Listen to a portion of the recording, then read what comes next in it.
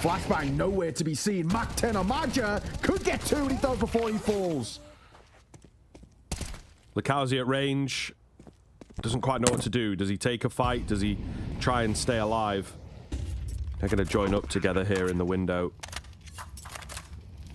and hope to move in, but as the bomb goes down, as no opportunities come their way, they're just going to save. And I mean, I don't know, fellas. They don't have a kit. I feel like if they had a kit, they'd really have a good case to go for it. But even then, you got to make something work, guys. Yeah. You know, like, this is a very safe save, very run-of-the-mill kind of response to this round. And you're not in a run-of-the-mill situation. It's 11-3. Yeah, I mean, at this point, you're sort of in, at least for us, this where we haven't seen anything really slot itself into place. You're just kind of thinking, why not take a risk, right? Why not gamble?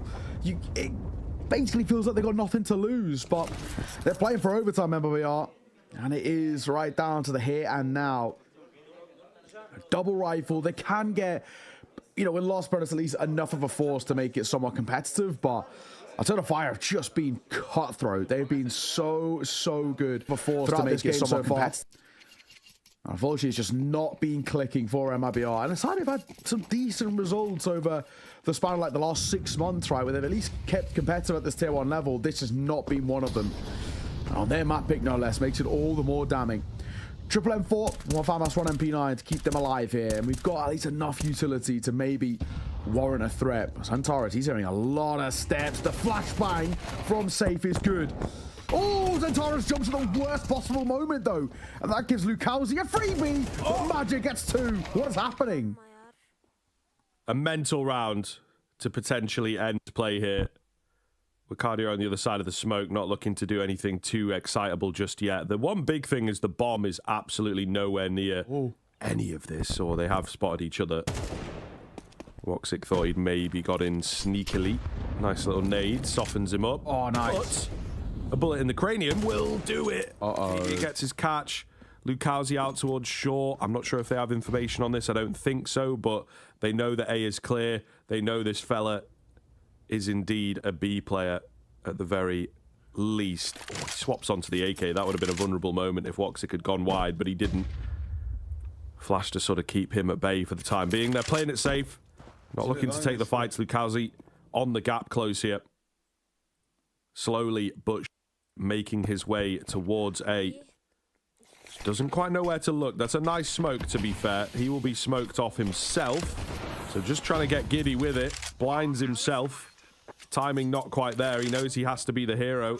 He's trying to just find an avenue in, and it is not presenting itself. You know, a really tough look here in the 1 versus 2. It's crazy that this round's fallen apart, by the way, and Cardi are going to shut it down, but genuinely, when you look at the macro sense of how that round's fallen there, that is really encapsulating everything that's going wrong over towards MIBR. It has been difficult to watch, to say the least. That was not the mirage they wanted to see. They really fell very flat, but Scrib, the good news is, I mean, Alternative Fire are back. That was cutthroat.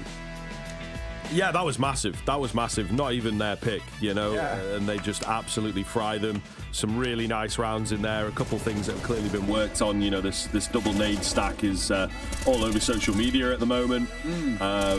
Yeah, so I feel like there's been a bit of a rework, bit of a wake-up. Slow start in the play-ins, not quite as clean as they would perhaps want over there. And then, of course, you know, you have the 3D Max loss. Yeah. It's kind of a team that you'd expect them to be bringing close at the very least, and it just did not look good at all. So, yeah, very impressive stuff here against MIBR, who are vulnerable. Let's not get it wrong. Let's not get it twisted. But they are still a formidable team, and to take them down in such one-sided fashion is a keen achievement. Yeah, I agree. I generally think that it's a massive map to take in that sense. And I still think there's obviously been these real teething issues in RBR. You know, no official kind of coaching player, was their manager stepping in, but even since the KUDİXYZ edition, there's been such ups and downs. I mean, that's like, you know, we're talking towards 2024 at this point. 5 months ago that he got brought in towards his team. But I don't know, man. It just feels like MIBR haven't quite clicked since. I mean, since his addition, he's not even putting above a 1 rating. It's not been the run, and I think, you know, these teething issues, it gets to a point where we're going to say, right, maybe we're past one of the teething issues and just saying this isn't clicking, this isn't working. I wonder what is sort of like the giving point for MIBR, because they obviously have started to tumble a little bit. I mean, they're getting to the point where they're going to start creeping outside of the top 20, at least in terms of HOTV rankings, and that's not what you want to see, right? This is a side who are meant to be up at that top level, and they're actually getting, you know, dangerously close outside of sort of the Valve rankings too. They had a pretty inflated one at one point, but yeah, it's tough, man. There's things need to change. We do actually have a little video on MIBR as well, so we're going to throw to this one, then we'll come back to us briefly just after, but check it out.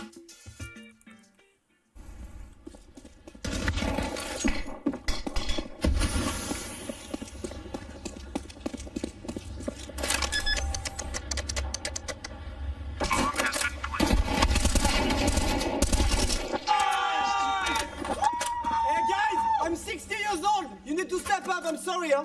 For fuck's sake, mate.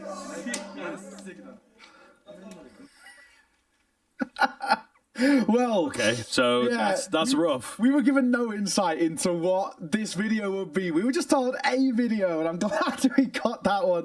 That one's been doing the rounds on social media, and for all the right reasons. Been a brilliant Apex shit talk, but also a really badly played round from MIBR. And yeah, Grandpa Something to Say is spot on. I mean, they got a map of Vitality, which I think in itself is actually pretty respectable. But yeah, they got reverse sweep there and badly, right? You know, Inferno 13-3. Decimated. We're going to Inferno next as well, which makes it all the more worse. And for anyone who was around yesterday and caught that Vitality game, you know how bad MIBR played on that map. They looked so rough. And the issue is, you know, we were discussing about Eternal Fire. You know, last time these guys played the previous Pro League, funnily enough, back in September, they played Inferno, they beat the 13-10, it was pretty handy, and then they probably scrimmed a little bit, hence why they're confident, but they probably also watched that game and were like, damn, like, these guys cannot play Inferno, and we are relatively okay, so they're probably feeling pretty confident.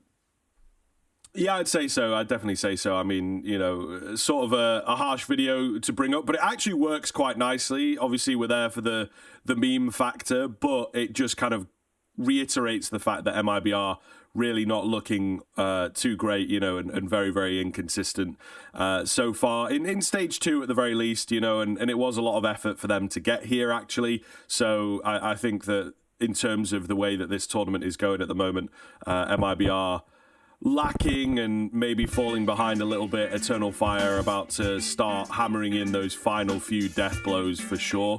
We'll see. Look, this could be a map that they've gone away and they've tried to learn from as much as they possibly can. But no time for conjecture, of course. We're going to take a break here, folks. When we are back, we'll have some answers, so stick with us. See you there.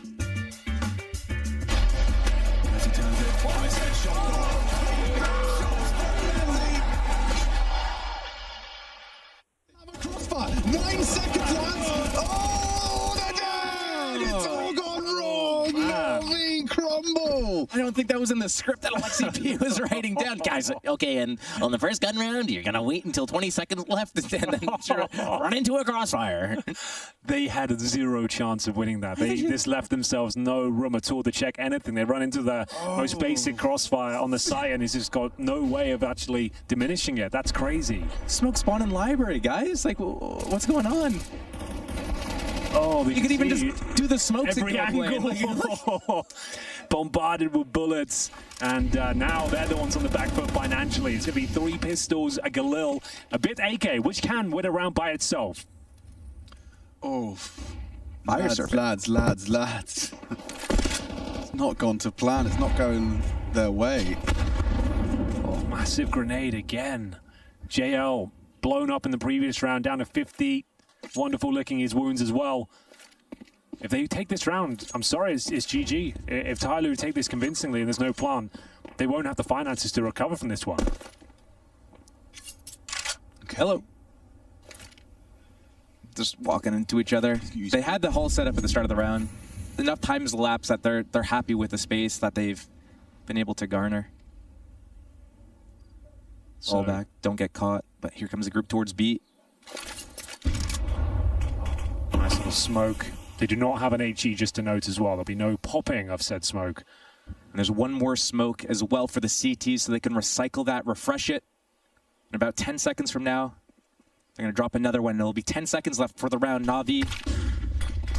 Here they come, and flattened. You needed that indeed. Messiah pressed back in towards the ruins. There's plenty of time for Na'Vi. This is looking like quite a good position for them, all things considered. 2 incendiaries for the retake. Attacker, the last arrival, is the only one with a kit, so we better hurry his ass up if they are going to go for this. They're taking their time. Na'Vi, they're playing passive at the back of the site here. Molly can flush out that new box. They have a second one as well. If they choose to use that in dark, that emo corner, there's 2 players there. Oh. Resmoke on spawn, not as valuable as the coffin one. Coffin swings. Good control of the spray. Bit needs to be traded. Gets shut down now by Attacker. Time sensitive, they back it away. They're not going to play for it. There's just not enough time left after the reblock. Okay, well there it is. It all comes down to the opening kill from Alexi B. He only gets 1 in the round, but that found them so much space, Josh. Oh, 2 players get dropped at the bomb. That's actually not ideal at all. Hey, rounds around at this point. It is. Yeah. Still, like, that would have been such a comfort going forward, having those 2 saved weapons. But well played on the post plant as well. Utilization of the smokes towards spawn. And this shot from Bits pretty much sealed the deal. The retakers didn't have enough time at that stage. So a tactical timeout. Tyloo dropped. Tyloo to bring it to the fray. It's a very curious buy. I can't wait to see what Na'Vi decides to round this buy out with, because they can't afford full utility if they go for the AKs. So, a Galil on Alexi B. And now, still, Bit needs to decide what he's going for. Is it going to be a Mac 10? Is it going to be a Tech 9 so they can get armor and nades? They have enough rifles to work with. They just need to make a good plan here. They know that Tyloo's calling a timeout. So are they going to do something different? Are they going to try to attempt something? We saw them deep in holes, but Na'Vi didn't really get to see it. It's so brutal that you just won, you know, an important 2 round with like a couple of pistols, and you, because of the fact you had to be forced into rebuys, the CT still have a better buy. Missing nades, Galils.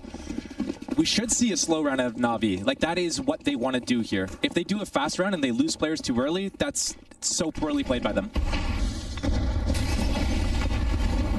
Well, another important one here. You can see the financial implications.